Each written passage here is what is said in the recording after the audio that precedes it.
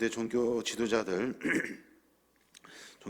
지도자들이 예수님께서 예루살렘으로 이렇게 입성하실 때 그 환호 소리를 모두가 다 듣게 되죠. 또 종교 지도자들은 아침부터 계속해서 성전에서 가르치시는 예수님을 보게 됩니다. 또 많은 사람들을 치료하여 주시는 예수님도 보게 돼요. 그때 바리새인과 종교 지도자들이 마음 가운데 아주 심란합니다. 그 마음이 참 불편해요. 종교 지도자들은 무리들의 환호를 받으면서 예수님께서는 사역하시면서 이런 일들을 가만히 보니까 자기들의 자리가 굉장히 위태롭다 하는 것을 느끼게 되어서 불편한 거예요.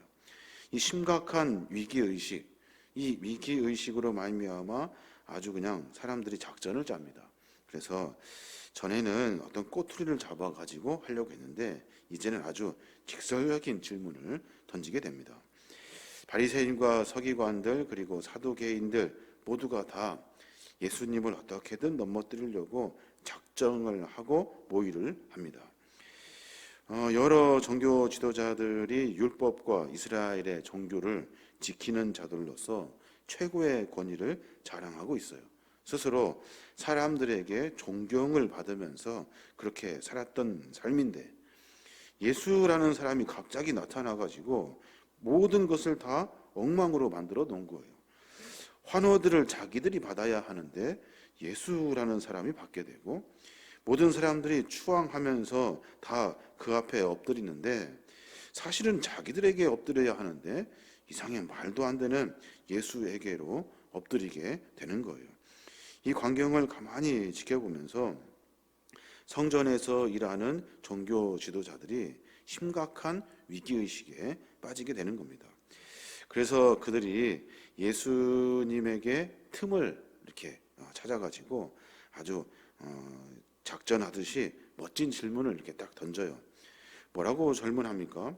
무슨 권세로 이런 일을 하느냐 이거예요. 누구 허락받고 이러느냐 이거죠.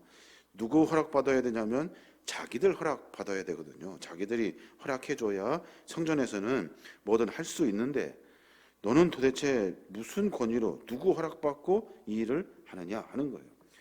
23절에 보니까 예수께서 성전에 들어가 가르치실새 대제사장들과 백성의 장로들이 나와 이르되 내가 무슨 권위로 이런 일을 하느냐 또 누가 이 권위를 주었느냐. 이 질문은 참 당황스러울 만한 질문이에요. 모든 사람들이 대제사장들이 성전의 절대 권력을 가지고 있으니까 당연히 그 사람 허락받아서 살아야 하지. 모든 일을 해야 되는데 잘못되어 가고 있구나 라고 사람들이 마음속으로 다 생각하고 있을 즈음에 예수님은 그 질문을 논쟁하는 것으로 이야기하지 아니하시고 다시 질문을 던지는으로 말미암아 그 일들을 깊이 깨닫게 하셔요.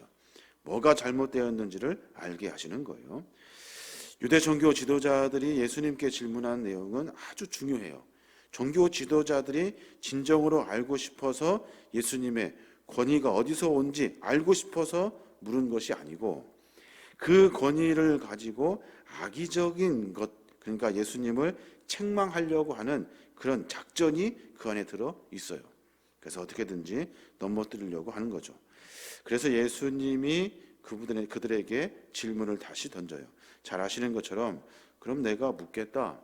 너희들이 대답하면 나도 너희들에게 대답해 주겠다 하면서 하신 질문이 25절인데 요한의 세례가 어디로부터 왔느냐? 하늘로부터냐? 사람으로부터냐? 그들이 서로 의논하여 이르되 만일 하늘로부터라 하면 어찌하여 그를 믿지 아니하였느냐 할 것이요 만일 사람으로부터라 하면 모든 사람이 요한을 선지자로 여기니 백성이 무섭다 하여 라고 말해요. 무슨 말입니까 이게? 그러니까 요한의 세례에 대해서 이야기를 하셨어요.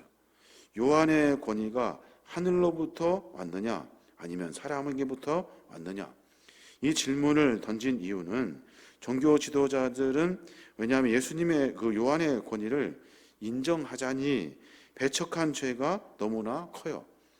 요한이 그 죽을 때 그냥 다 동조해 주었고 그를 아주 그냥 광야에 오는 하여튼 거지 같은 어떤 선지자로 이렇게 취급해 버렸거든요.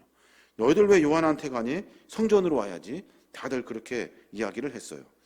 또 사람으로부터 왔다 한다면, 사람으로부터 왔다고 인정해 버리면 모든 권위는 그 사람에게 빼앗겨 버리게 되는 거예요.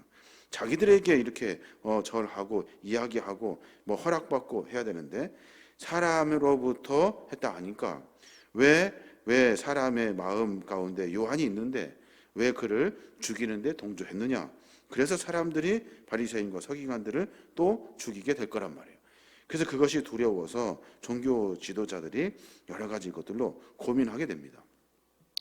예수의 권위가 하늘로부터 왔다고 하면 그 요한을 죽인 일들, 그 일들이 죄로 인해서 겁나게 되고, 사람으로 왔다고 하면 사람들이 그렇게 요한을 좋아하는데 왜 사람들의 마음을 이해하지 못했니 하면서 종교 지도자들이 당황하게 될 일이기 때문에 그래요. 이 일을 통해서 종교 지도자들은 참으로 당황합니다. 이러지도 못하고 저러지도 못하고 서로 의논하죠. 그래서 모르겠다, 그거 잘 모르겠다라고 말해요. 그랬더니 예수님께서 하시는 말씀도 마찬가지, 나도 무슨 권위로 이런 일을 하는지 너희에게 말하지 않겠다라고 말씀하세요. 그러면서 주님께서 하시는 말씀의 비유가 두 아들의 비유예요. 여기에서 나온 핵심적인 이야기는 두 아들의 비유를 통해서 너희들의 상황을 좀 지켜보아라 라고 하는 것이 예수님의 말씀이에요. 종교 지도자들이 굉장히 화가 나 있죠. 모든 권위를 예수님이 다 빼앗아 갔어요. 자기들이 먹고 사는 것까지 그 마음에 악한 마음을 품는 모든 일들, 그것이 모든 것을 다 빼앗겼기 때문에 그래요. 그들이 주장하는 것은 뭐입니까? 형식주의예요. 겉으로는 그럴듯하게 살아가면서 속으로는 아주 악심을 품는 그런 마음들. 겉으로는 예 하고 하겠습니다, 가겠습니다 해놓고서는 겉으로는 속으로는 안 가요. 겉으로는 예, 아니요, 안 가겠습니다 라고 하는 세리와 창기들은 다음에 죄를 회개하고 다시 주 앞에 돌아선다는 거예요. 바리새인과 서기관들은 지금 겉으로는 예수를 잘 믿는, 어쩌면 겉으로는 멀쩡한 사람들이에요. 근데 속으로는 하나님의 마음을 전혀 이해하지 못하고 하나님의 뜻을 분별하지 못한다는 거예요. 그 32절에 예수님이 그렇게 말씀하셔요. 요한이 의의 도로 너희에게 왔거늘 너희는 그를 믿지 아니하였으되 세리와 창녀는 믿었으며 너희는 이것을 보고도 끝내 뉘우쳐 믿지 아니하였도다 라고 말해요. 세리와 창녀가 누구예요? 둘째 아들을 비유해서 말씀하시는 거예요. 처음에는 안 가겠습니다 라고 해놓고 그리고 나서 뒤에 회개하고 돌이켜서 다시 믿음을 가져 구원의 대열에 서게 된 거죠. 첫째 아들은 바리새인과 서기관들이에요. 네 하고 하겠습니다 해놓고서는 속으로는 별짓 다 하고 다니고 겉으로는 멀쩡한 척하면서 마치 정상인 것처럼 삶을 살아가더라는 거예요. 결국에는 구원도 믿음도 신앙도 갖지 못하고 하나님의 징벌을 받게 되는 그런 일을 하게 되는 겁니다. 그래서 31절 그 후반절에 보면 예수님께서 그렇게 말씀하시는 거예요. 내가 진실로 너희에게 이르노니 세리들과 창녀들이 너희보다 먼저 하나님의 나라에 들어가리라 라고 말씀하시는 겁니다. 오늘 하루 가운데 우리의 신앙의 모습을 한번 점검해 봤으면 좋겠습니다. 우리는 늘 논쟁을 좋아합니다. 논쟁. 자기가 생각하는 짧은 소견으로 다른 사람들을 당황하게 하는 논쟁. 이 논쟁을 좋아해요. 이 논쟁을 예수님은 뭐 그런가 보다 하고 넘어가지 아니하시고 다시 논쟁으로 그것을 대갚아 주셔요. 결국에는 자기가 했던 작전에 자기가 말려 들어가게 되는 거예요. 인간의 지혜가, 인간의 지식이, 인간의 생각이 얼마나 어리석냐면 자기의 마음과 생각이 최고인 줄 안다고요. 그 마음 때문에 우리는 다시 그 죄악으로 빠져들게 되고 내가 놓았던 덫에 대여 내가 다시 걸리게 되는 거예요. 오늘 요한에 대한 이야기를 예수님이 하시면서 너희들 대답해 보아라 라고 말씀하셔요. 바리새인과 서기관들도 권위에 대해 이야기하면서 네가 한번 말해봐라. 하늘로부터 왔다고 하면 너 하나님을 모독하는 거다. 사람으로 왔다고 하면 정치적으로 너는 흉악범이다. 너는 구테타를 일으키는 사람이다. 라고 이렇게 덫을 놔버린 거예요. 예수님도 마찬가지. 너희들이 요한이 권위가 어디로부터 왔니? 라고 할 때 하늘로부터 왔다고 하면 그것을 왜 인정해 주지 않았니? 왜 너희는 요한을 죽였니? 라고 말할 것이고, 사람으로 왔다 한다면 사람들이 요한을 그렇게 추앙하는데 왜 요한을 죽이려고 앞장섰냐 하는 거예요. 여러 일들 속에서 가만히 논리를 생각해 보면 저는 이 본문을 읽으면서 그런 생각이 들어요. 예수님 참 재미있는 분이시구나 라는 생각이 들어요. 그냥 뭐 그러지 말아라 라고 하던가 아니면 뭐 이렇게 뭐 그거 아니야 라고 말할 수도 있는데, 되려 똑같이 마치 예수님도 작전을 짜듯이 그렇게 말씀을 전달해 주셔요. 그래서 사람들은 당황하게 되고 사람들은 자기가 무엇이 잘못되었는지를 깨닫게 돼요. 겉으로는 멀쩡한 것 같은데 속으로는 작정 짜면서 속으로는 죄를 짓는 인간의 못된 습성, 두 아들의 비유를 말씀하시면서 그 이야기를 깊이 새기도록 삶 속에서 돌이키도록 주님 말씀하시는 거예요. 세리와 창기는 누구예요? 그 사람들이 가장 죄인으로 지목했던 사람들이에요. 성전에 들어올 수도 없는 사람들. 그런데 그 사람들이 너희들보다 하늘나라에 먼저 간다. 그 사람들이 믿음 있는 사람이다 라고 주님이 되려 말씀하고 계시는 겁니다. 오늘 말씀을 묵상하면서 그런 고민을 해봅니다. 나는 과연 어느 쪽인가? 나는 바리새인과 서기관들 쪽인가? 나는 큰아들 쪽인가? 하는 고민을 해보게 됩니다. 주님이 나에게 말씀하실 때 너 왜 그런 일 하고 다니니?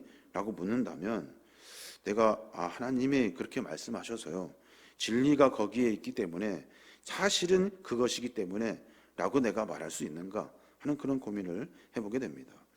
삶 속에서 자꾸만 작전 짜고 생각하고 고민해서 사람들을 당황하게 하는 것이 우리의 못된 습성이잖아요.